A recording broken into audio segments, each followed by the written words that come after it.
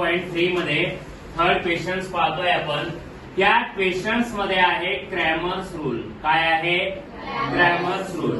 या क्रॅमरच्या रूलनं आपल्याला सॉल्व्ह करायचं आहे. ओके, तर बघा आता फर्स्ट क्वेश्चन आपण यातला पाहूया. काय आहे first question? 3x minus 4y is equals to 10 semicolon 4x plus 3y is equals to 5. हा आपल्याला सायमल्टेनियस इक्वेशन दिलेला आहे आणि या सायमल्टेनियस इक्वेशन क्रॅमर्स रूलनं आपल्याला सॉल्व्ह करायचं आहे. ओके, तर पहा सर्वप्रथम इक्वेशन फर्स्ट आणि इक्वेशन सेकंड आपल्याला मेन्शन करावं लागेल. 3x minus 4y is equal to 10. This is equation number first.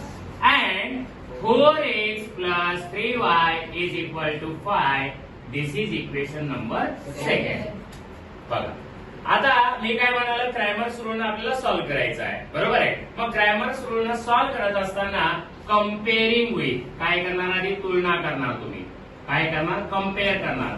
Comparing with कोणासोबत? तर ax plus by is equal to c.